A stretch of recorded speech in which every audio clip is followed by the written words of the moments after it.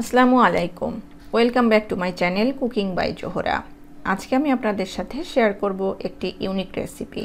সেটি হচ্ছে ঘিলা পিঠা রেসিপি।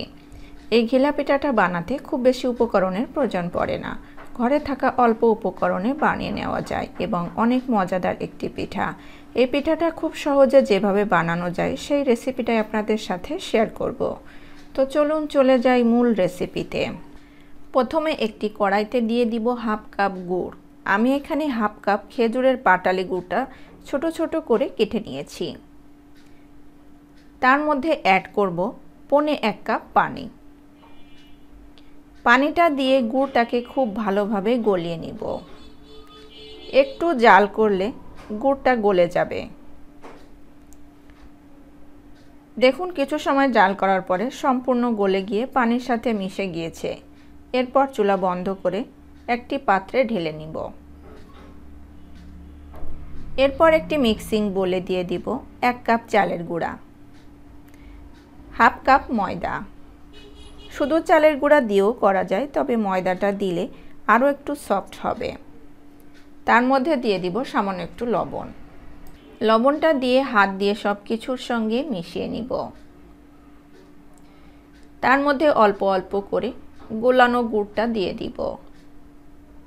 এরপর হাত দিয়ে মিশিয়ে নিব। এটি খুব বেশি পাতলা করা যাবে না, আবার খুব বেশি শক্ত করা যাবে না। অল্প অল্প করে দিয়ে মিশিয়ে নিতে হবে। এটি প্রথম অবস্থায় আঠালো মনে হবে, কিছু সময় রেখে দিলে এটি পারফেক্ট হয়ে যাবে। এরপর ঢাকনা দিয়ে রেস্টে রেখে দিব 10 মিনিটের জন্য। 10 মিনিট পর দেখুন এই রকম হয়েছে। এরপর সামান্য একটু তেল হাতে নিয়ে 2 হাতে লাগিয়ে নিতে হবে। এরপর এর থেকে একটু ডো হাতে নিয়ে গোল বলের মতো বানিয়ে নিতে হবে।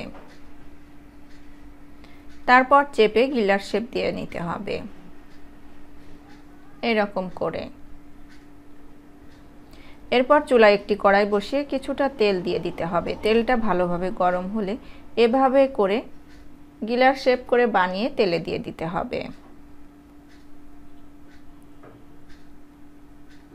তারপর নেড়েচেড়ে উপরে তেল উঠিয়ে দিতে হবে।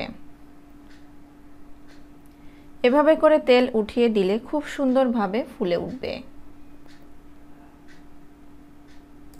যখন এটি খুব ভালোভাবে ফুলে উঠবে তখন উল্টিয়ে দিতে হবে। এভাবে 2 পাশ খুব সুন্দরভাবে ভেজে নিতে হবে। সুন্দরভাবে ভাজা হয়ে গেলে তেল থেকে তুলে নিব। একইভাবে সবগুলো বানিয়ে নিতে হবে।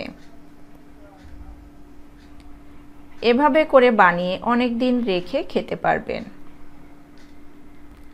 আশা করছি আমার আজকের এই ঘিলা পিঠার রেসিপিটি আপনাদের কাছে অনেক বেশি ভালো লেগেছে। রেসিপিটি ভালো লাগলে লাইক, কমেন্টস এবং শেয়ার করতে ভুলবেন না। সেই সাথে আমার চ্যানেলটাকে সাবস্ক্রাইব করে অল বাটনে একটা ক্লিক করে রাখবেন। তাহলে আমার ভিডিও আপলোড করার সঙ্গে সঙ্গে নোটিফিকেশন আপনাদের কাছে পৌঁছে যাবে। আর যারা ফেসবুক পেজ থেকে দেখছেন, লাইক এবং ফলো দিয়ে না রাখলে প্লিজ লাইক এবং ফলো দিয়ে রাখবেন। তাহলে আমার কোনো ভিডিও আপলোড করার সঙ্গে সঙ্গে নোটিফিকেশন আপনাদের কাছে পৌঁছে যাবে। ভালো থাকবেন সবাই। আজকে এখানে বিদায় নিচ্ছি। পরবর্তী রেসিপি দেখার আমন্ত্রণ জানাচ্ছি। আল্লাহ হাফেজ।